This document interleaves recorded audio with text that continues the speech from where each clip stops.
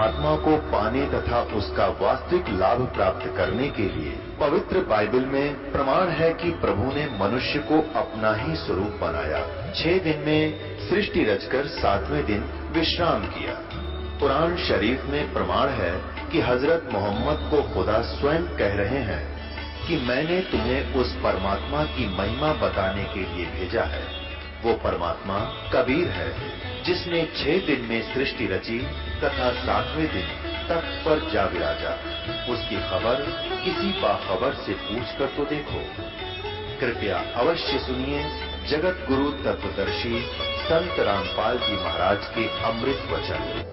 तो पुण्यात्माओं, जब हम परमात्मा का सहारा लेकर, सत्य का सहारा लेकर चलेंगे तो इस काल के लोक में सफल हो सकेंगे। न अपने स्तर पर कोई सत्य करने और कहने वाला कभी सफल नहीं हो पाया। तो आज हमारे साथ उस परम पिता का हाथ है जो सत्य साहेब है, जो सच्चा भगवान है, और उसी कारण से हम आगे बढ़ रहे हैं। और कितना विरोध, सब ज्ञान के विपरीत ज्ञान और सच्चा ज्ञान ये आगे कितना प्रफुल्लित हो रहा है, कैसे फैल रहा है, कैसे अपना स्थान बना रहा है। तो कबीर भगवान उस समर्थ परमात्मा का हाथ और उसका सहयोग आज ये आप जी के साथ है।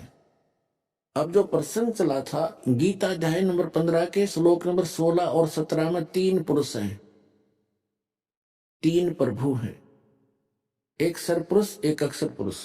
ये देखिएगा श्रीमद् भगवत गीता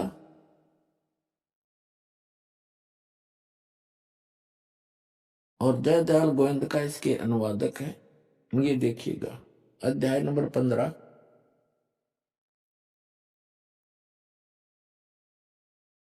और ये 16 यहां से स्टार्ट है, 16वां श्लोक 15वें अध्याय का।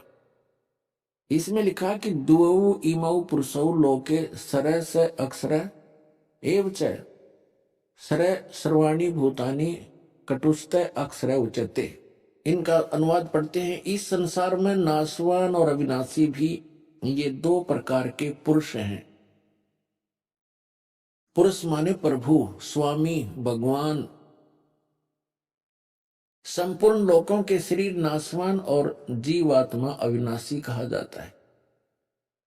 एक सरपुरुष और एक अक्षर पुरुष। अब यहां देखना अच्छी तरह। द्वौ इमौ पुरुषौ लोके सरय च अक्षर एव च। द्वौ माने 2, इमौ माने इस पृथ्वी वाले लोक में, पृथ्वी तत्व में। ये अकेला पृथ्वी लोक नहीं है, जितने भी इस अन्य जैसे चांद है या अन्य जो ग्रह हैं, ऊपर के स्वर्ग आदि लोक हैं, ये सभी, और वो 7 संग ब्रह्मांड जो अक्षर पुरुष के हैं, ये सभी पृथ्वी तत्व से पृथ्वी वाले लोक कहे जाते हैं। और ऊपर के जो सतलोक, अलखलोक, अगम लोक हैं, वो अविनाशी लोक है। ये नाशवान सथल है सारे। तो यहां देखिएगा दिवो माने 2, इमो माने इस पृथ्वी वाले लोकों में, पुरुषो माने पुरुष, लोके माने लोक में, सर च अक्षर। सर पुरुष, इस पुरुष को हम यहां दोनों के साथ लगा सकते हैं, सर पुरुष और अक्षर पुरुष।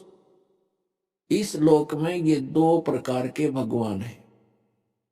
इसी प्रकार इनके अंतर्गत जितने भी प्राणी हैं उनके शरीर नाशवान है और जीवात्मा अविनाशी कही जाती है। वो किसी की भी नहीं मरती, को देखी बिना मरती। अब यहां आपने पढ़ लिया इनका अनुवाद, अब यहां पढ़ते हैं। 17वें श्लोक में कहा कि उत्तम पुरुष है तू अन्य है। उत्तम पुरुष यानी पुरुषोत्तम श्रेष्ठ भगवान तो इन दोनों से, 2 प्रकार के पुरुष, इन दोनों से, सर पुरुष और अक्षर पुरुष से उत्तम पुरुष है तू अन्य है। वो श्रेष्ठ भगवान तो अन्य है। और परमात्मा इति उदाहरत है, जिसको परमात्मा कहा जाता है। और ये लोक धर्म अविश्य विभर्ति अव्यय ईश्वर है, जो तीनों लोकों में प्रवेश करके सबका धारण पोषण करता है। वो अविनाशी परमेश्वर है। इनका अनुवाद पढ़ते, उत्तम पुरुष तो अन्य ही है। किनसे? इस सर पुरुष से और अक्षर पुरुष से, दोनों प्रकार के पुरुषों से अन्य ही है।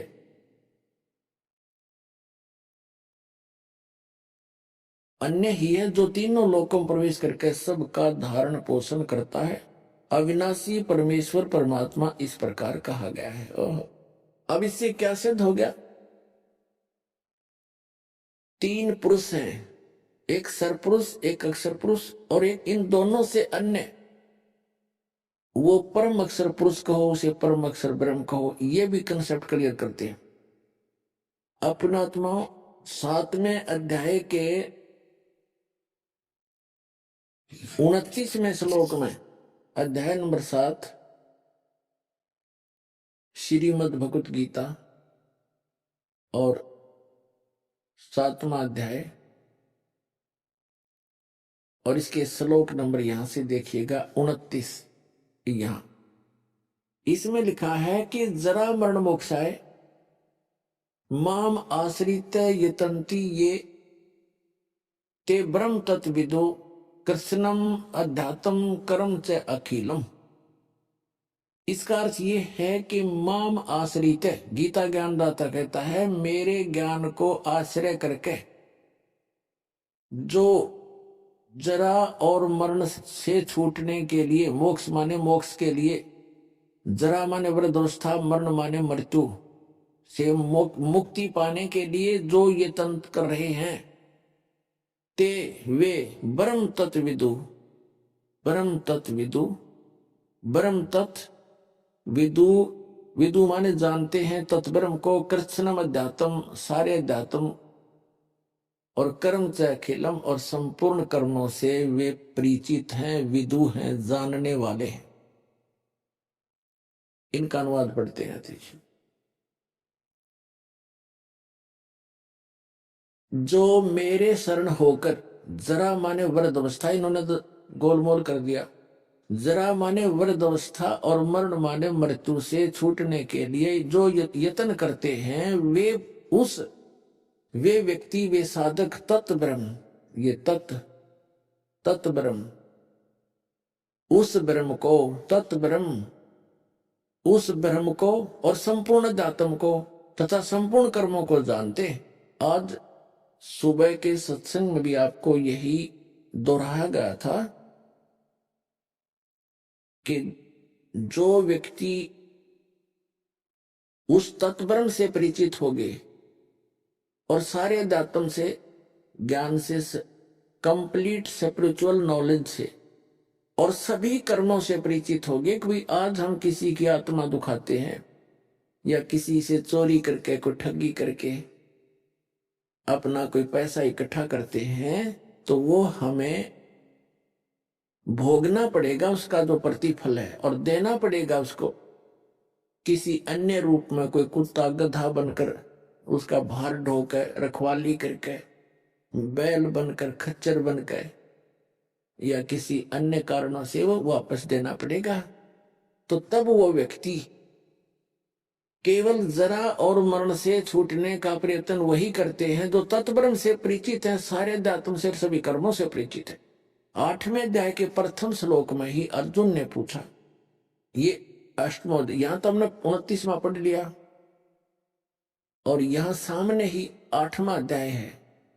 इसके प्रथम मंत्र में अर्जुन ने पूछा, किम तत्ब्रह्म, पुरुषोत्तम, हे पुरुषोत्तम, वह ब्रह्म क्या है, तत्ब्रह्म क्या है, तत्ब्रह्म किम, वह ब्रह्म क्या है, तत्ब्रह्म क्या है। इसका उत्तर इस गीता ज्ञानदाता ने इस 8वें अध्याय के ही, 8वें अध्याय के और ये मंत्र नंबर 3 में कहा है। वो परम अक्षर ब्रह्म है, परम अक्षरम ब्रह्मम परमम, परम अक्षर ब्रह्म है। तो गीता अध्याय नंबर 15 के श्लोक नंबर 17 में जो कहा है, वो परम अक्षर ब्रह्म कहो, उसे परम अक्षर पुरुष कहो। उत्तम पुरुष है तू अन्य परमात्मा इति उदाहरते, ये लोक चरम आविश्य विभर्ति अवैश्वर है। वो उत्तम पुरुष है तू अन्य, वो सरपुरुष और अक्षर पुरुष से अन्य जो है वो परम अक्षर पुरुष है, गीता ज्ञानदाता से अन्य है। अब क्या बताया 8वें अध्याय के 13वें श्लोक में गीता ज्ञानदाता कहता है, देखिएगा, ओम इति एकाक्षरम ये 13वां श्लोक है 8वें अध्याय का। ओम इति एकाक्षरम ब्रह्म व्यवहारण माम अनुसमरण ये प्रियाति तजंदेहम स याति परमाम गतिम। माम ब्रह्म, मुझ ब्रह्म का, ओम इति एकाक्षरम, ओम यह एक अक्षर है, और उच्चारण करके सिमरण करता हुआ, ये प्रियाति तजंदेहम जो शरीर छोड़कर जाता है, इसका ओम नाम का सिमरण करता हुआ, स याति परमाम गतिम, वह है ओम से मिलने वाली परम गति को प्राप्त होता है। सब इंद्रियों, ये तो इस बार 13वां इकट्ठा कर दिया, इसके साथ 12वें के साथ इसको जोड़ने की आवश्यकता नहीं। 13वां यहां से शुरू होता है। जो पुरुष ओम ओम इस एक अक्षर रूप ब्रह्म को उच्चारण करता हुआ, मां मुझ निर्गुण ब्रह्म का चिंतन करता हुआ शरीर को त्याग कर जाता है, वह पुरुष परम गति को प्राप्त होता। इन्होंने अनुवाद ठीक नहीं किया। ओम के जाप से कौन सी गति होती है? ब्रह्म लोक प्राप्त होता है। पुण्यात्माओं, आप जी देखते हो कि जैसे आपके बच्चे हैं, या आप भी पढ़े हो, हम भी पढ़े हैं, तो माता पिता ने हमारे को फ्री छोड़ दिया था कि बेटा और बेटियों तुम पढ़ो। किस लिए? उनको इतना ज्ञान हुआ था कि मेरे बच्चे पढ़कर अच्छे अधिकारी कर्मचारी लग जाएंगे और इनका जीवन सफल हो जाएगा। तो उसके लिए किसी ने 18, किसी ने 16 वर्ष, किसी ने 20 वर्ष ट्रेनिंग करके, किसी ने 12 वर्ष, किसी ने 10 वर्ष, यानी कंप्लीट समर्पित होकर के वो शिक्षा ग्रहण की। और किस लिए की? 2 टाइम की रोटी के लिए और कार और कोठी के लिए। और ये अंत में ना ये कार कोठी साथ जाती है, और जिस परिवार को हम सुखी देखना चाहते हैं भगवान की भक्ति के बिना, हम अटकलबाजी लगाकर बेशक जी रहे हैं, पर कोई प्रोटेक्शन नहीं है आपके पास। जब तक आप कबीर परमात्मा की शरण में नहीं आते हो, इनकी शरण में आने के बाद फिर आपको प्रोटेक्शन भी मिलेगा। तो कहने का भाव दास का यह है कि आप जी कितना समय लगाते हो और किस लिए? एक पेट के लिए, ओनली निर्वाह के लिए। चाहे बिजनेस में लगो तो भी शिक्षा मानते हो, शिक्षा होनी चाहिए, या कोई अधिकारी कर्मचारी बनो। और वो क्या है बस कभी भी मृत्यु हो जाती है। एक व्यक्ति, इकलौता पुत्र उसका, और उसने उसको बहुत अच्छा पढ़ाया, उसने HCS में सिलेक्ट हो गया, SDM लग गया, विवाह की तैयारी थी, 27 साल का लड़का था, विवाह के 10 दिन रह रहे थे, अपनी ही कार में आ रहा था, एक जोटा बुग्गी से टकरा गया और एट द स्पॉट ही मर गया, खत्म हो गया। वह 20-25 साल की साधना, वह पढ़ाई भाड़ में गई और पैर टूट गया न्यारा। और अब जो आप समय लगाओगे इस मालिक की चर्चा पढ़ने में, सुनने में, भक्ति करने में, आपको यहां भी सहारा देगा और आपका सदा के लिए सुख हो जाएगा, सतलोक चले जाओगे। आपको वो स्थान मिलेगा जैसे कि आप यहाँ शिक्षा ग्रहण करके एक छोटा सा रोजगार चाहते हो, अच्छी कोठी हो जा, गाड़ी हो जा, मस्ती मारे कितनी, और उस मस्ती का पता नहीं सेकंड के बाद क्या हो जाए। उसकी तरफ परमात्मा आपको डाइवर्ट करना चाहता है, क्योंकि अब आप शिक्षित हो गए। हमारे सदग्रंथ हमारे पास है। अब जो निर्णय करने दास जा रहा है, भावदास का कहने का यह है कि आप जी इसमें समय बढ़ाओ भगवान की तरफ, और इसके साथ आपके अन्य काम भी सफल होंगे, आपकी शिक्षा भी सफल होगी, आपकी रोजी रोटी का कार्य भी जो है वो परमात्मा ही सफल करेगा। अब देखो, राजा भी जब अपने कर्तव्य से, अपने प्रयत्न से थक जाता है तो परमात्मा से अरदास करने जाता कहीं ना कहीं, और वो परमात्मा आपके साथ रहेगा तो 2 रोटी का तो झगड़ा आपका कति खत्म हो जाएगा। आपको जबरदस्ती देगा और पता नहीं कित का दे देगा, पर आपने थोड़ा सा समय भगवान की तरफ लगाना पड़ेगा।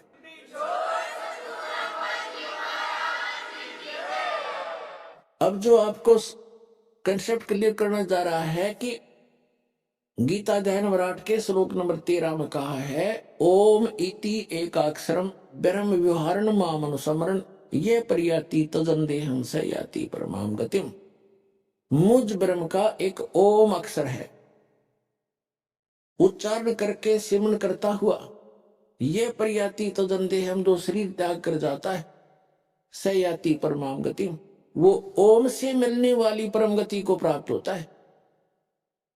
इसमें ओम अक्षर ही है। तो अब श्रीमद देवी भागवत यानी देवी पुराण में देवी कंसेप्ट क्लियर करेगी। हिमालय राजा को ज्ञान देते हुए ब्रह्म का स्वरूप बताते हुए कैसे निर्णय दे रही है, सुनिएगा, पढ़िएगा। ये है श्रीमद देवी भागवत गीता प्रेस गोरखपुर से प्रकाशित है।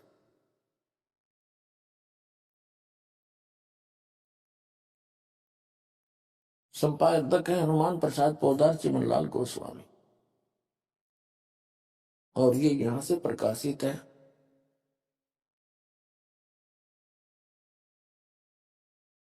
अब हम इसके 562 पृष्ठ पर आते हैं। ये 7वां स्कंद है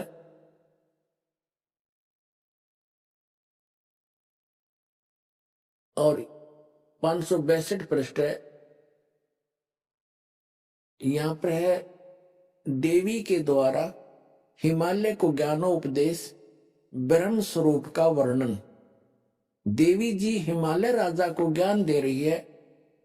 श्री देवी जी ने कहने लगी पर्वतराज उस ब्रह्म का क्या स्वरूप है यह बतलाया जाता है जो प्रकाश रूप सबके अत्यंत समीप में स्थित हृदय रूप गुहा में स्थित होने के कारण गुहाचर नाम से प्रसिद्ध, यहाँ आते आते यहाँ आ जाते, वह यह परम सत्य और अमृत अविनाशी तत्व है। सौम्य उस वेदने योग्य लक्ष्य को तुम वेदन करो, मन लगाकर उसमें तन्मय हो जाओ। सौम्य उपनिषद में कथित महान अस्त्र रूप धनुष लेकर उस पर उपासना द्वारा तीक्ष्ण किया हुआ बाण संधान करो और फिर भावानुगत चित्त के द्वारा उस बाण को खींचकर उस अक्षर ब्रह्म को लक्ष्य बनाकर वेदन करो। प्रणव माने ओम धनुष है, जीवात्मा बाण है, ब्रह्म को उसका लक्ष्य कहा जाता है। यहां देखिए उस एकमात्र परमात्मा को ही जाने, दूसरी बात सब छोड़ दे। यही अमृत रूप परमात्मा के पास पहुंचाने वाला पुल है। संसार समुद्र से पार होकर अमृत स्वरूप परमात्मा को प्राप्त कराने का यही सुलभ साधन है। इस आत्मा का ओम के जप के साथ ध्यान करो, ओम का जाप करो। इससे अज्ञान में अंधकार से सर्वथा परे संसार समुद्र से पार जो ब्रह्म है उसको पा जाओगे। ओम का जाप करने से ब्रह्म की प्राप्ति होती है, क्योंकि ये ब्रह्म का मंत्र है। तुम्हारा कल्याण हो, वो कहाँ रहता है? वह यह सबका आत्मा ब्रह्म ब्रह्मलोक रूप दिव्य आकाश में स्थित है। ओम के जाप से ब्रह्म की प्राप्ति होती है, ब्रह्म रहता है ब्रह्मलोक में। अब ये सिद्ध हो गया कि जैसे गीता ध्यान विराट के श्लोक नंबर 13 में जो ये कहा है कि ओम इति एकाक्षरम ब्रह्म व्यवहारण माम अनुसमरण, इससे स्पष्ट हो गया कि मुझ ब्रह्म का ओम यह एक अक्षर है, नथिंग एल्स, और इसके अतिरिक्त कुछ नहीं। और व्यवहारण अनुसमरण उच्चारण करके सिमरन करता हुआ ये प्रयाति तजन देहम स याति परमाम गतिम।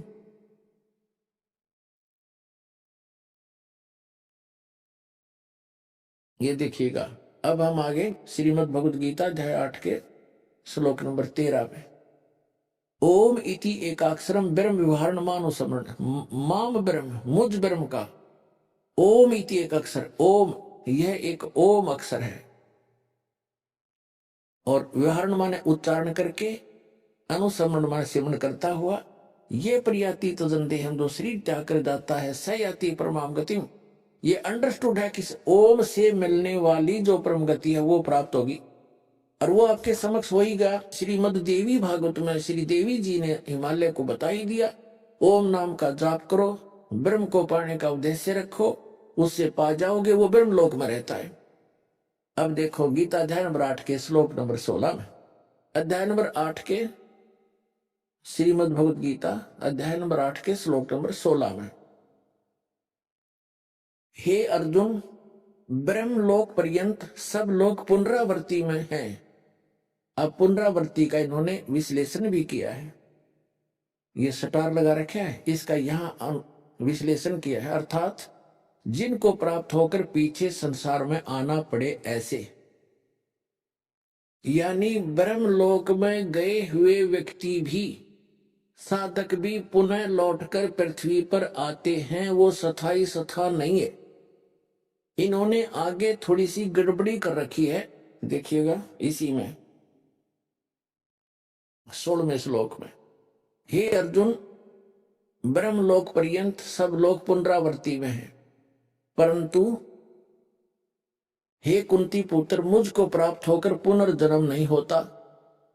अब ये बात इन अनुवादकर्ताओं ने गलती की है। यदि इसको सत्य माने, इसका ये अनुवाद सत्य माने कि मुझे प्राप्त होकर कभी पुनर्जन्म नहीं होता, तो दूसरे अध्याय के 12वें श्लोक में, अध्याय नंबर 4 का श्लोक 5 और 9, गीता अध्याय नंबर 10 का श्लोक नंबर 2, ये झूठे सिद्ध हो जाते, झूठे सिद्ध हो जाते हैं, जिसमें ये गीता ज्ञानदाता कहता है कि अर्जुन, तेरे और मेरे बहुत जन्म हो चुके हैं, तू नहीं जानता, मैं जानता हूं। देखिएगा, ये है श्रीमद् भगवत गीता अध्याय नंबर 2 का और श्लोक नंबर 12।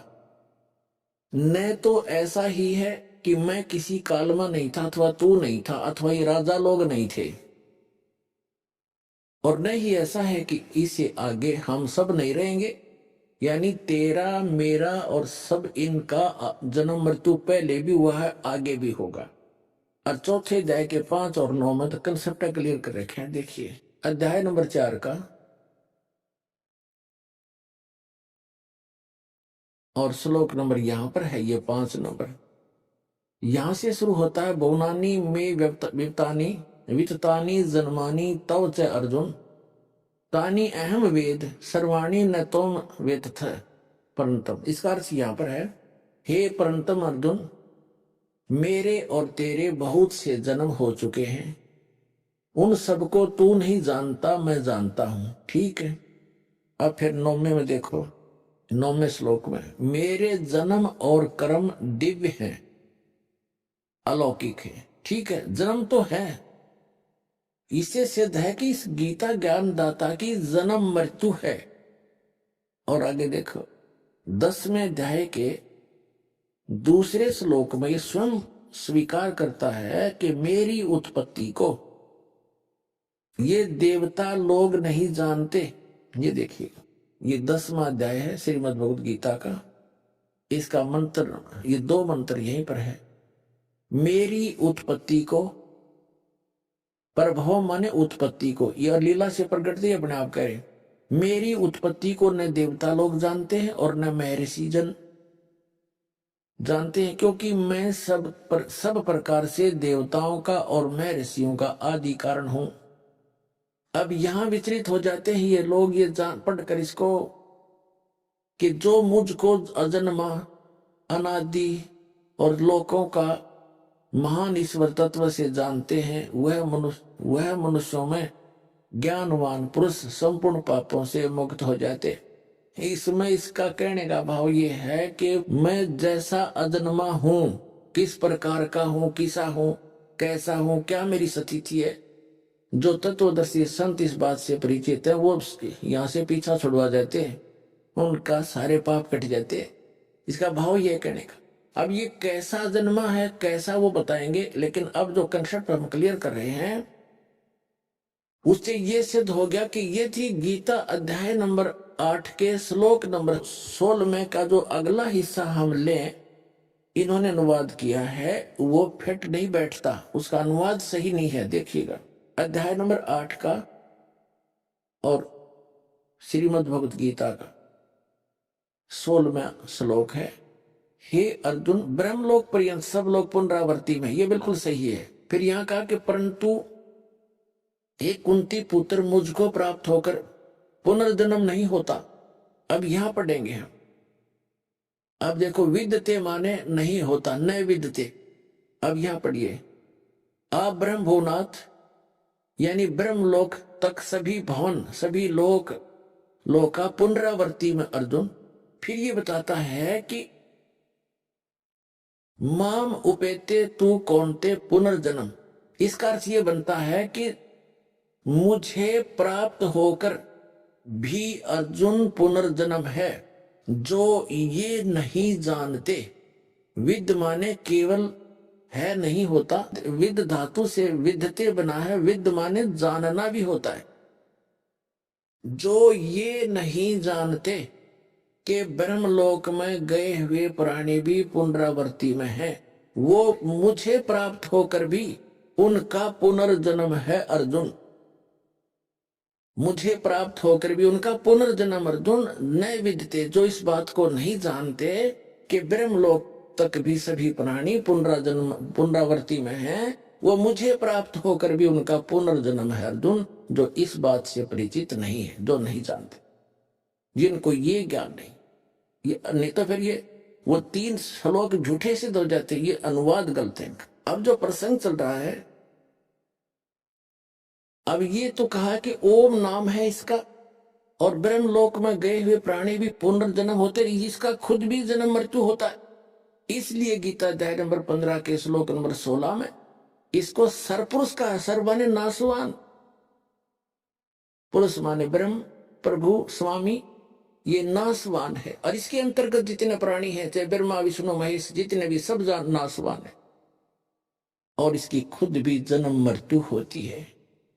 इसके कर्म और जन्म कैसे अलौकिक है। अब जो प्रसंग क्लियर करने जा रहा है दास कि ये ब्रह्म केवल 21 ब्रह्मांड का स्वामी है, 21 ब्रह्मांड का, और ये स्वयं नासवान है। ब्रह्मांड आपको दिखा दिए, देखिएगा, ये एक ब्रह्मांड है, ये एक ब्रह्मांड है, ये सारा। इस ब्रह्मांड के अंदर एक ऐसा गुप्त स्थान है जहां परमेश्वर अन्य रूप धारण करके कबीर जी रहते हैं, जिसके विषय में इन ब्रह्मा विष्णु महेश और काल और दुर्गा को भी मालूम नहीं है। ये ऐसा गुप्त स्थान है, ऐसे ये सारा एक ब्रह्मांड है।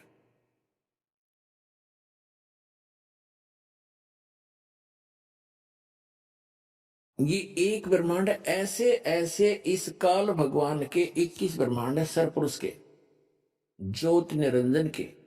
ये जो पूरा ब्रह्मांड आपने देखा, अब ये समझो एक गेंद है ये, और इससे ऐसे ऐसे 5 ब्रह्मांडों का इसने एक ग्रुप बनाकर महाब्रह्मांड बना रखे, और ऐसे ऐसे 4 महाब्रह्मांडों में 20 ब्रह्मांड रोक रखे हैं। इसके अतिरिक्त 21वां जो ब्रह्मांड है उसने यहां बनाया अलग से। ये वैसे समझाने के लिए, लिखने के लिए स्थान लेना पड़ा, नहीं तो ये इसी आकार के है, समझो सारा ही ऐसा आकार इसका। और यहां ये 11वां द्वार है, ये 11वां द्वार है जो 21 ब्रह्मांड से पार कराएगा, जो परब्रह्म के लोक में पहुंचती है। ये भी एक भंवर गुफा, ऐसे गोल आकार के हैं, ये आगे जाते हैं। ये काल का निज लोक है, यहाँ स्वयं रहता है, इस रास्ते को रोके बैठा है, यहाँ विराजमान रहता है, ये अन्य रूप धारण करके। और ये तपस्या जहाँ 1 लाख मानव शरीरधारी प्राणियों को पुण्य भून कर खाता है। अब ये इतना क्षेत्र है सरपुरुष का, ये इतना क्षेत्र है केवल सरपुरुष का, 21 ब्रह्मांड है। और ये देखिएगा, ये है कंप्लीट चित्र सारे ब्रह्मांडों का, ये है कंप्लीट चित्र सर्व ब्रह्मांडों का। ये देखिएगा। अब हम यहां आते हैं, जैसे अभी आपने जो ये देखा था 21 ब्रह्मांड, जो काल का पूरा क्षेत्र देखा था, ये सरपुरुष का क्षेत्र है, ये और ये अक्षर पुरुष का है, ये इससे बाहर ये वाला। ये 7 शंख ब्रह्मांड हैं, ऐसे ऐसे 7 शंख ब्रह्मांड है। ये इतना क्षेत्र है, इतना। ये सरपुरुष और ये अक्षर पुरुष कहलाता है। इसको ब्रह्म, इसको परब्रह्म भी कहते हैं। और ये है परम अक्षर ब्रह्म, असंख्य ब्रह्मांड का स्वामी, जो इनके ऊपर भी मालिक है, इसके ऊपर भी मालिक है, सरपुरुष पे भी प्रभु है, अक्षर पुरुष के ऊपर भी मालिक है। ये है असंख्य ब्रह्मांड का स्वामी। ये सतलोक है, ये सतलोक, सत्यलोक कहो, सतलोक कहो, ये सारा कुछ। और इसके अतिरिक्त ये ब्रह्मांड है, यहां पर आप रहा करते थे। ये जितने ब्रह्मांड हैं, ये इतने से भी बड़े बड़े ब्रह्मांड हैं, ये जितने अलग अलग ये दिखाई देते। यहाँ आपके मकान हैं, आपके महल हैं, इनके अंदर बहुत बड़े बड़े सबके। तो इन सब का मालिक ये है कबीर साहब सतपुरुष, ये परम स्थान परमात्मा का। ये 12वां द्वार है, ये 11वां द्वार, 10वां द्वार तो एक ब्रह्मांड में ही रह लेता है। 11वां द्वार ये यहां जाता है पर ब्रह्म के लोक में, यहां प्रवेश होता है, ये यहां निकलता है अक्षर पुरुष के लोक में। और ये 12वां द्वार है जिससे हम सतलोक में प्रवेश करेंगे। ये 11वां द्वार है जो परब्रह्म के लोक में प्रवेश किया, ये 12वां द्वार है जो परम अक्षर ब्रह्म के लोक, ये सतलोक में, सतपुरुष में के लोक में प्रवेश करेंगे। यहाँ पूरी रहने की व्यवस्था है और सब बाग बगीचे हैं, सदाबहार वृक्ष हैं, सदाबहार मेवा है, और सभी पदार्थ वहां के अमृत हैं। जैसे गंगा का जल आप देख रहे हो, ऐसे लोक में भी खराब नहीं होता। तो 100 वर्ष रख लो उस गंगा के जल को पवित्र, किसी शुद्ध बोतल में, शुद्ध पात्र के अंदर। तो ये सतलोक से चलकर आई है गंगा का वाटर, ये जल। एक परमात्मा ने एक सैंपल भेज रखा है सतलोक के पदार्थों का। तो वहां दूध, दही, जल, सरोवर भरे हैं, वो कभी नष्ट नहीं होते। और सदाबहार वृक्ष से बड़े बड़े महल आपके वहां खाली पड़े हैं। आपके ही महल के आसपास इतने बहुत बढ़िया सुंदर मेवा, हर तरह के भोजन आपकी रसोई में भरे पड़े हैं। उनको छोड़कर आप यहाँ अपनी गलती से आ गए हो और यहाँ भिखारी बनकर घूम रहे हो। सारा असंख्य जन्म हो गए आपका, ये निर्वाह ही पूरा नहीं होता थे, तुम आप देवता बनेंगे।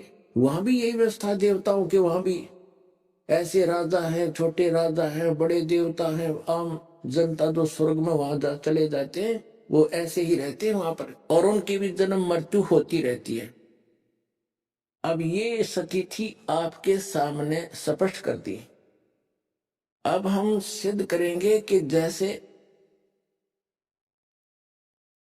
बिन साहेब की बंदगी कहीं ठोर ठिकाना ना, ब्रह्मा विष्णु महेश नासवान, और ये सरपुरुष नासवान, अक्षर पुरुष भी नासवान, ये गीता जी ने स्वयं स्पष्ट कर दिया। लेकिन उत्तम पुरुष है तू अन्य परमात्मा इति उदाहरते, वो परमात्मा परम अक्षर ब्रह्म है जो इन दोनों से अन्य है, जो कभी मृत्यु में नहीं आता, वो अव्यय ईश्वर है, वो अविनाशी परमात्मा है। देखिएगा गीता अध्याय नंबर 2 के श्लोक नंबर 17 में, श्रीमद् भगवद गीता अध्याय नंबर 2 के श्लोक नंबर 17 में क्या स्पष्ट किया है। गीता अध्याय नंबर 2 के श्लोक 12 में इसने स्वयं स्पष्ट कर ही दिया कि अर्जुन तेरे और मेरे बहुत जन्म हो चुके हैं। इसमें स्पष्ट कर दिया कि नहीं तो ऐसा है कि मैं किसी काल में नहीं था तो तू नहीं था, ये राजा लोग नहीं थे, और ऐसा ही नहीं है कि हम आगे ना रहेंगे। और चौथे अध्याय के 5 और 9 में भी स्पष्ट कर दिया इसने, गीता ज्ञानदाता ने, कि अर्जुन तेरे और मेरे बहुत जन्म हो चुके हैं, तू नहीं जानता, मैं जानता हूं।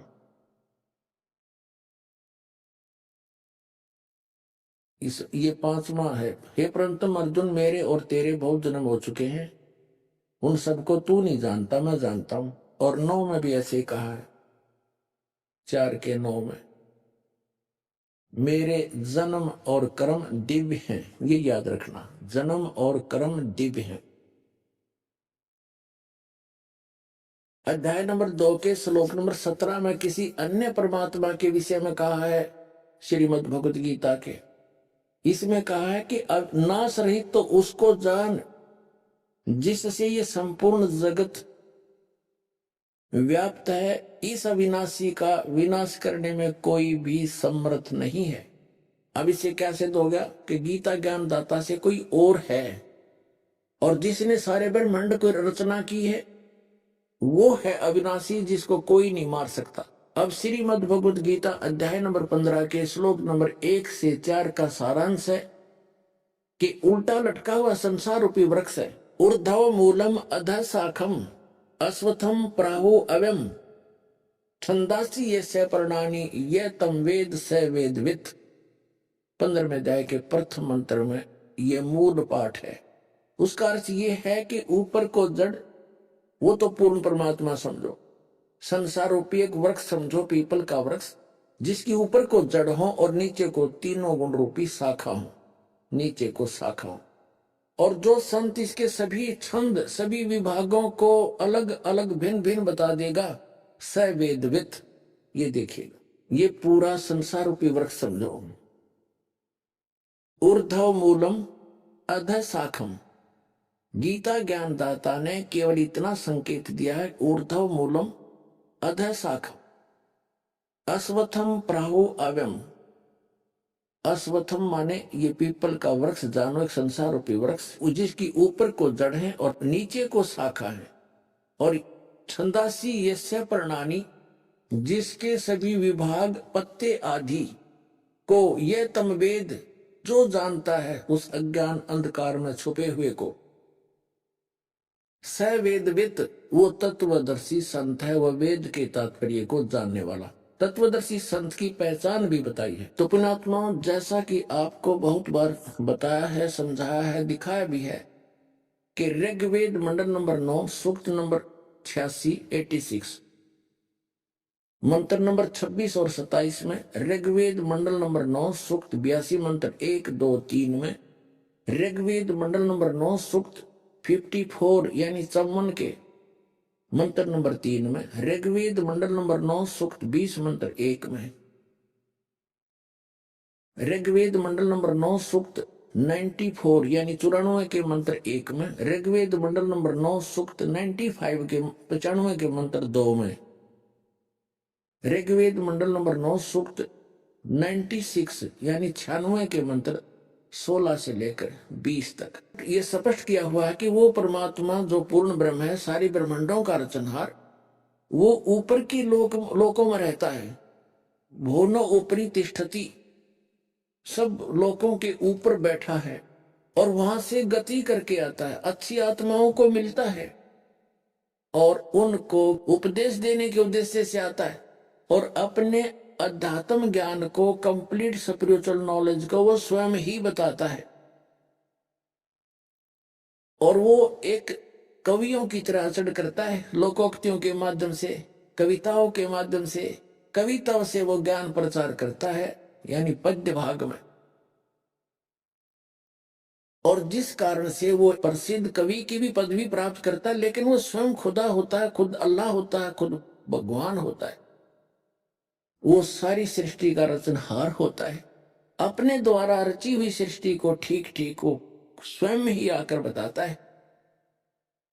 तो उस परमात्मा ने आकर फिर कंप्लीट स्पिरिचुअल नॉलेज दिया है, वो सूक्ष्म वेद कहलाता है, जिसको इस काल ने छुपा दिया था। उसमें भगवान ने स्वयं बताया है कि कबीर अक्षर पुरुष एक पेड़ है और सरपुरुष वा की डार, ज्योत निरंजन कहो, काल कहो, सरपुरुष कहो, ब्रह्म कहो, सर ब्रह्म कहो, सरपुरुष वा की डार और तीनों देवा शाखा हैं, ये पात रूप संसार। उस परमेश्वर ने ये अध्यात्म ज्ञान, ये तत्व ज्ञान स्वयं बताया, और वो एक तत्वदर्शी संत की भूमिका भी करते हैं, एक अच्छे दास की भूमिका भी करके हमें दिखा के जाते हैं। भाई, यहाँ के इस झूठे यश की, झूठी महिमा के लालच में अपना जीवन नाश मत करना, लोक लाज से बचकर रहना। जैसे कोई कितना ही अच्छा राजनेता हुआ है या कोई अच्छा कोई राजा हुआ है, उसने अच्छे नेक काम किए, क्योंकि अच्छे आदमी का स्वभाव अच्छा ही होता है, वो पूर्व जन्म के संस्कार होते हैं, पूर्व जन्म के संस्कारों से वो राजा बनता है। या कोई अच्छा राजनेता बनता है, धर्म नेता बन जाता है, और आगे सतभक्ति ना करने से वो स्वयं तो कौवा बन गया, और पीछे से उसके द्वारा किए गए विकास के कार्यों के कारण उसकी एक स्टैच्यू बना दी, मूर्ति बना दी। एक वर्ष में एक दिन उसका पानी पात मार के धो धा के धूप धाप दे के माला डाले हुए वो उसकी पार्टी वाले, और वो कौवा बन के उसी के ऊपर बैठ के माथे में बीट करने लग रहा हो बनवाने। तो ये बता है, मन तू सुखे सागर बसरे और ना ऐसा यश रे। उस सतलोक में चल भाई, इससे बढ़िया तेरा और कोई यश नहीं, कोई महिमा नहीं। यहाँ की फोकट महिमा है। आज राजा है, कल गधा बन जाएगा, बता के महिमा हुई यहाँ की। तो इस लोक लाज से हटकर साधु संत अपने परमात्मा के ज्ञान के आधार से अपना जीवन निर्वाह किया करते हैं, अपनी मर्यादा में चलते हैं और अपनी भक्ति को बचा कर रखते हैं। तो उस परमात्मा ने स्वयं एक अच्छे दास की भूमिका, अच्छे नागरिक की भूमिका, अपना काम करके खाना, कर्तव्य, नेक काम करना, साथ में भगवान की भक्ति भी करके दिखाई। और भगवान तो थे ही थे, सारे ब्रह्मांड चला रहे थे बनारस में बैठकर। तो उन्होंने बताया है कि अक्षर पुरुष एक पेड़ है, सरपुरुष की डार, और तीनों देवा शाखा है ये पात रूप संसार। अब जड़ कौन है, वो इस दास को भेजा है वो मूल बताने के लिए। एक मूल कौन है ये देखिए, ये ऊर्ध्व मूलम अधः शाखम। ऊर्ध्व माने ऊपर को, मूल माने जड़, और नीचे को शाखा वाला। ये गीता ज्ञान दाता ने सिर्फ इतना बताया है। और छंदासी यस्य प्रणानी, जिसके ये छंद माने विभाग, जड़, तना, डार, ये शाखा और पत्ते, इन सब को जो बतावेगा स वेदविद। ये देखिए श्रीमद् भगवत गीता अध्याय नंबर 15 का श्लोक नंबर 1 में देखिए, ये पंचदशो अध्याय 15। ऊर्ध्व मूलम अधः शाखम अश्वत्थम प्राहु अवम छंदासी यस्य प्रणानी ये तम वेद स वेदविद। इनका उदाहरण, इनका अनुवाद पढ़ो, कितना अड़ंगा है इसमें। ऊर्ध्व मूलम, आदि पुरुष परमेश्वर मूल वाले, ये बिल्कुल सही कहा है इन्होंने। ये वैसे इसका अर्थ है ऊपर को जड़ वाला। इन्होंने कहा कि आदि पुरुष परमेश्वर ये मूल है, जड़ है। और इन्होंने क्या कहा, आदि पुरुष नारायण वासुदेव भागवत ही भगवान ही नित्य और अनंत और सबके आधार होने के कारण सबसे ऊपर नित्य धाम में सगुण से वास करने के कारण ऊर्ध्व नाम से वो कहे गए हैं। इस तरह के भाई ये कृष्ण का बांध रहे थे सारा सेरा। आज ये है आदि पुरुष परमेश्वर, ये बिल्कुल ठीक है। ये आदि पुरुष परमेश्वर कौन है, ये श्री कृष्ण नहीं है। यहां भूल लग रही थी इनको, ये श्री कृष्ण जी को मान रहे थे कि ये आदि पुरुष परमेश्वर है। नहीं, यहाँ गलती लगी हुई थी, पूरे विश्व के लगी हुई थी। आइए अब हम उन श्रद्धालुओं के अनुभव जानते हैं जो जगत गुरु तत्वदर्शी संत रामपाल जी महाराज जी से दीक्षा प्राप्त कर चुके हैं तथा उनके द्वारा बताए गए भक्ति मार्ग पर चल रहे हैं। जी नमस्कार। सत साहिब जी। क्या नाम है आपका? सिमरन बब्बर। सिमरन जी, कहाँ से आए आप? पुणे, महाराष्ट्र। जी क्या करते हैं आप? जी मैं दुबई में बैंक में जॉब करती हूँ जी, एज अ पोर्टफोलियो ऑफिसर। सिमरन जी, संत रामपाल जी महाराज से नाम दीक्षा लेने से पहले आप क्या भक्ति साधना करते थे? जी भक्ति साधना से अगर बात करें तो कुछ ऐसा है कि जैसे सभी लोग करते हैं, मतलब बचपन से जो हम देखते हैं कि श्री कृष्ण जी जन्माष्टमी आई तो जन्माष्टमी की व्रत रख लिए, पूजा कर ली। शिवरात्रि आए तो शिवरात्रि की पूजा कर ली, व्रत रख लिया। सुबह 4 बजे उठ के आप शिवलिंग पे जल चढ़ाने जाते हैं, वही करते थे। और जब नवरात्रे आते थे तो नवरात्रों के भी हम लोग व्रत रखना, कन्या खिलाना, मतलब जो सब लोग करते हैं हिंदू समाज के मुताबिक हम भी वही किया करते थे। मतलब सेम चीज़ हम भी फॉलो किया करते थे बचपन से। तो सिमरन जी, जो हिंदू धर्म में पारंपरिक पूजाएं होती है वो सभी पूजाएं आप कर रहे थे, तो फिर आपको संत रामपाल जी महाराज से नाम दीक्षा लेने की क्या जरूरत आन पड़ी? जी ऐसा है कि हम सभी जो इंसान हैं हम लोग सुख चाहते हैं ज़िंदगी में। हम मनुष्य जीवन लेते हैं तो हमें सुख चाहिए, हमें आर्थिक सुख चाहिए, फिनेंशियल हमें सुख चाहिए, हमें फिजिकल सुख चाहिए, हमें मेंटल पीस चाहिए, हमें बहुत कुछ चाहिए होता है। लेकिन जो साधना, जो भक्ति हम करते हैं उसमें कई बार ऐसा होता है कि हमारे अंदर शंकाएं आ जाती हैं, कुछ डाउट्स आ जाते हैं कि कुछ ना कुछ है जो मिसिंग है। तो इसी वजह से मेरा जो इंटरेस्ट था वो इस तरफ चल पड़ा कि कुछ है जो छूट रहा है। तो मैं ढूंढने लगी। मैं अक्सर सोचा करती थी, क्योंकि मेरा झुकाव ज़्यादा करके साईं बाबा की तरफ था, कि साईं बाबा अक्सर कहा करते थे, क्योंकि वो सिंप्लिसिटी में जीते थे, उनको लोग फ़कीर कहते हैं, वो सिंप्लिसिटी में जीते थे, कि मतलब एक फ़कीरी वाला उनके अंदर जो चीज़ थी वो मुझे बहुत इम्प्रेस किया करती थी कि हम उस तरह क्यों नहीं जी सकते। तो जैसे वो अक्सर कहा करते थे कि सबका मालिक एक, तो अक्सर मेरे अंदर सवाल उठता था कि सबका मालिक एक, तो वो मालिक है कौन। जैसा कि सिमरन जी आपने बताया कि आध्यात्म को लेके आपके मन में बहुत सारे सवाल थे जिनका कोई जवाब नहीं दे पाता था, तो हम आपसे जानना चाहेंगे आपके जो अध्यात्म को लेके सवाल थे उनका जवाब आपको कहाँ से मिला? जी, जैसे कि मैंने बताया कि मैं दुबई में जॉब करती थी। अब आप सोचें, दुबई में अगर मैं जॉब करती हूँ तो हमारा जो लाइफस्टाइल होता है, मतलब मालिक की दया से जो परमात्मा है, जो है, उस समय ऐसी सोच थी कि जो है सब कुछ है, आर्थिक सुख है, मतलब फाइनेंशियल कोई प्रॉब्लम नहीं था, और फिजिकल भी हेल्थ इश्यूज थे, आते जाते रहते थे, पर दवाइयाँ कभी छूट नहीं रही थी। यानी कि अगर आपका शारीरिक कोई दुख है, अगर आपका हेल्थ वाइज कोई पेन है, तो आप मेंटल पीस ऑफ माइंड खो देते हैं। मतलब आपको पीस ऑफ माइंड चाहिए कि कुछ तो है जो मिसिंग है। तो इस चक्कर में मेरा कई बार ऐसे होता था कि मेरा इंडिया आना होता था छुट्टी में, साल में 1 या 2 बार। तो जब मैं यहाँ आई तो मेरा यहाँ पे संत रामपाल जी महाराज जी की शिष्या हैं गीता खुराना, उनके साथ मेरा संपर्क हुआ, आना जाना हमारा होता था। तो उनसे मुझे ज्ञान गंगा पुस्तक मिली। तो जब मैंने वो बुक पढ़ी तो मेरे जो अंदर मेरे जो सवाल थे, जो क्वेश्चंस थे कि वो एक परमात्मा कौन है और सही भक्ति विधि क्या है, क्योंकि जो हम अपनी डे टू डे लाइफ में करते हैं साधना, उससे कोई पीस ऑफ माइंड नहीं मिल रहा था। तो ऐसा लग रहा था कि कुछ मिसिंग है। तो जब मैंने वो बुक पढ़ी, संत रामपाल जी महाराज जी के द्वारा लिखी हुई जो पुस्तक है, जो बुक है ज्ञान गंगा, जब मैंने वो पढ़ी तो उसमें मेरे काफ़ी सारे सवालों का मुझे हल मिला, एक सोल्यूशन मिला, एक सच्चे परमात्मा की जानकारी मिली। ऐसा पता चला कि हाँ, ये थे जो मिसिंग थे। सिमरन जी, अध्यात्म को लेके आपके क्या सवाल थे जिनका उत्तर आपको ज्ञान गंगा पुस्तक में मिला? ऐसा आपने ज्ञान गंगा पुस्तक में क्या पढ़ा जिनसे आप प्रभावित हुए? पुस्तक पढ़ते वक्त मुझे ये समझ में आया, जैसे सवाल उठते हैं कि वो एक परमात्मा कौन है, हम लोग जन्मते मरते क्यों हैं, वो कौन से परमात्मा है जिनकी हमें भक्ति करनी चाहिए, इतनी भक्ति साधना करने के बाद भी हम दुखी क्यों रहते हैं, यानी कि जो सुकून चाहिए, जिस वजह से हम सुकून से ये ज़िंदगी जी सके, वो सारे जो सवाल थे वो ज्ञान गंगा पुस्तक पढ़ते वक्त उन सब का सोल्यूशन मुझे मिला। तो जब वो सोल्यूशन मुझे मिला तो मुझे ऐसा लगा कि इसके बारे में मुझे और जानना चाहिए। तब जैसा मैंने बताया, जो शिष्या हैं संत रामपाल जी महाराज जी की गीता खुराना, उनसे मेरी इस बारे में थोड़ी चर्चा हुई। जब कोई डिस्कशंस हुए तब पता चला कि हमें गुरु दीक्षा लेनी चाहिए। जब हम गुरु दीक्षा लेते हैं, यानी कि हमारा मकसद क्या है, सही भक्ति विधि क्या है, वो पता चली कि गुरु बनाने बहुत ज़रूरी हैं। तो जब हमने गुरु दीक्षा ली, संत रामपाल जी महाराज जी से गुरु दीक्षा ली, तब ही हमें वो मानसिक सुख मिला जिसकी हमें तलाश थी। सिमरन जी, जब आपने संत रामपाल जी महाराज से नाम दीक्षा ली तो आपको जो लाइफ में सुकून चाहिए था, आपको जो अपनी जिंदगी में लाभ चाहिए थे, क्या संत रामपाल जी महाराज से नाम दीक्षा लेने के बाद आपको वो सभी लाभ मिले? जी बिल्कुल, बहुत लाभ मिले।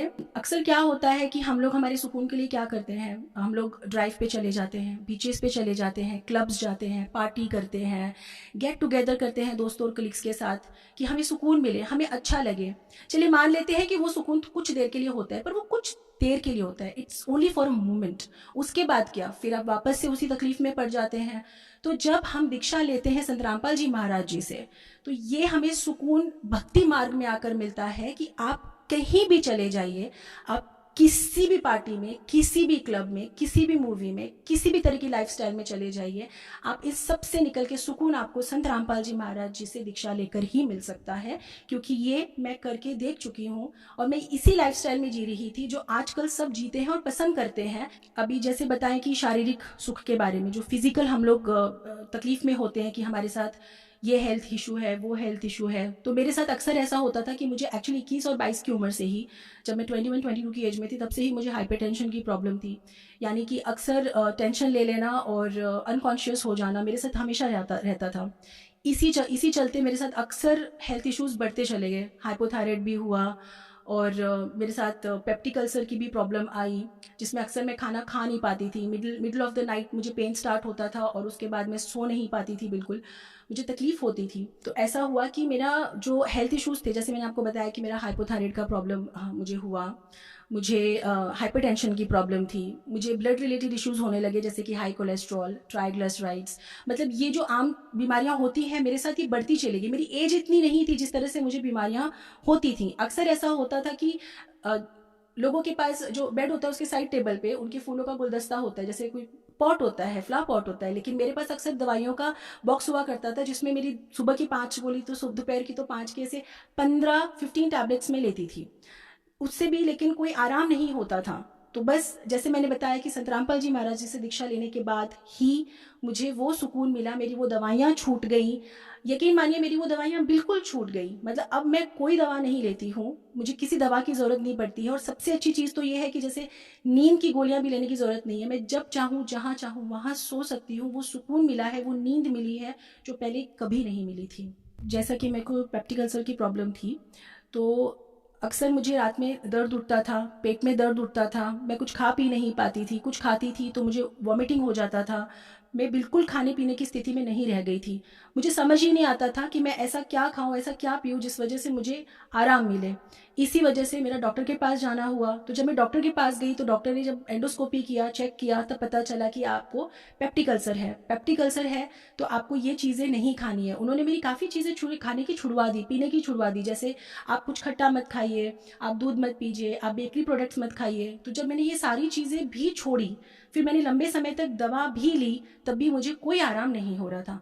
जब आराम नहीं हो रहा था, जैसे कि मैंने आपसे बताया, जैसे ही मैंने संत रामपाल जी महाराज जी से दीक्षा ली, तो मेरी ये सारी जो शारीरिक प्रॉब्लम्स थी, जैसे मेरे हेल्थ इश्यूज़ थे, पेप्टिक अल्सर या उसके अलावा भी जो मेरे इश्यूज़ थे, छोटे छोटे हेल्थ इश्यूज़, ये सारे मेरे एक ही साथ उपदेश लेते ही, गुरु दीक्षा लेते ही संत रामपाल जी से ठीक हो गए। मेरे लिए ये किसी चमत्कार से बढ़कर बोल सकते हैं आप, एक मिरेकल था मेरे लिए, बहुत बड़ा एक चमत्कार था कि जो लड़की इतने सालों तक दवाइयों पर चल रही थी, वो सारी दवाइयाँ एक पल में छूट जाना। मैं यहाँ पे ये भी नहीं कहना चाहूँगी कि मैं काफ़ी समय तक भक्ति कर रही थी तब ये चीज़ें छूटी। मैं आपसे इतना भी कहूँगी, मेरे लिए ये बहुत बड़ा चमत्कार था कि जिस दिन मैंने गुरु से दीक्षा ली, गुरु जी से दीक्षा ली संत रामपाल जी महाराज जी से, उसी दिन मुझे ऐसा महसूस हुआ जैसे मेरा शरीर एकदम हल्का हो गया, मुझसे जैसे कुछ निकला हो, और मैं उसी दिन से एकदम बदल गई। मेरे संस्कार बदल गए, मैं जिस तरह से रहती थी मैं नहीं रहती हूँ, और मेरी दवाइयाँ छूट गई, मेरी हेल्थ ठीक हो गई। जॉब तो मैं करती थी, मैं कर ही रही थी जो जॉब दुबई में बैंक में, लेकिन जैसे हर किसी का एक ड्रीम जॉब होता है कि मुझे इस जगह पे ही काम करना है। तो संत रामपाल जी महाराज जी की शरण लेने के बाद मेरे साथ कुछ ऐसा ही हुआ, इसे भी मैं चमत्कार ही कहूँगी, कि मैं वहाँ पे पहले भी 2 बार इंटरव्यू दे चुकी थी, लेकिन ऐसा हुआ नहीं। दुबई में नंबर 1 बैंक है, it's number 1 bank of UAE called first Abu Dhabi bank, but मेरा वहाँ पे हो नहीं रहा था। 2 बार ट्राई किया था, किसी न किसी वजह से वो नहीं हो पाता था। संत रामपाल जी महाराज जी से दीक्षा लेने के बाद जब मेरा वापस दुबई जाना हुआ, और जिस जगह मुझे जॉब करनी थी उस जगह से मुझे ऑलरेडी इन्फॉर्म कर दिया गया था कि वहाँ पे इंटरव्यू होना है और फाइनल इंटरव्यू होना है।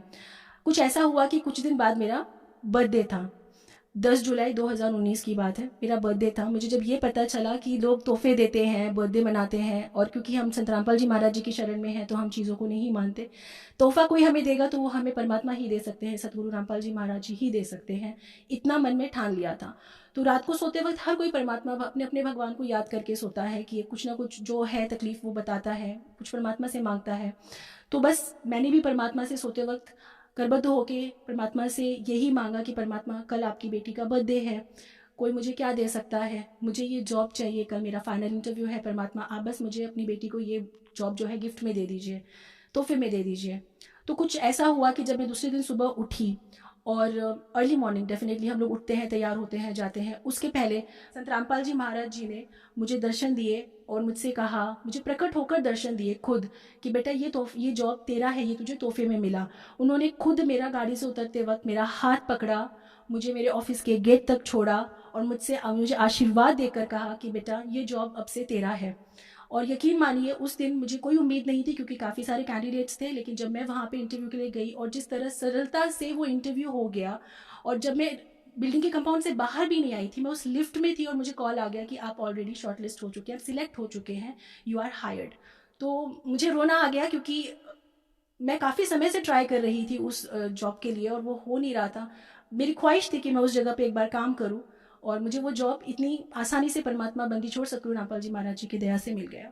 सिमरन जी, जैसा कि आपने बताया कि आपके पहले का जो लाइफस्टाइल था वो बिल्कुल अलग था। अब आप संत रामपाल जी महाराज द्वारा दी गई भक्ति करते हैं और उनके आधार पे चलते हैं। तो आज का जो पढ़ा लिखा समाज है, आज की जो युवा पीढ़ी है, वो लोग भक्ति से कोसों दूर है और वो सब इन चीजों में बिलीव भी नहीं करते। और संत रामपाल जी महाराज से नाम दीक्षा लेने के बाद आपका जीवन बिल्कुल बदल गया, आपका लाइफस्टाइल बदल गया।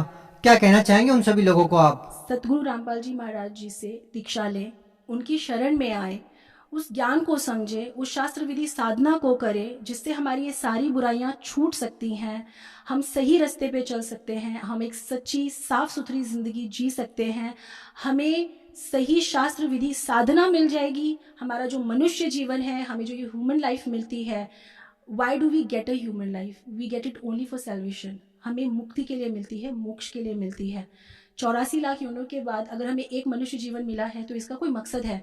तो मेरी आप सबसे विनती है कि हम जिस तरह की ज़िंदगी जी रहे हैं उससे कुछ वक्त बाहर निकाल के आएँ, सदगुरु रामपाल जी महाराज जी का ज्ञान सुने, समझें और उनसे दीक्षा लें और अपने जीवन का कल्याण करवाएं।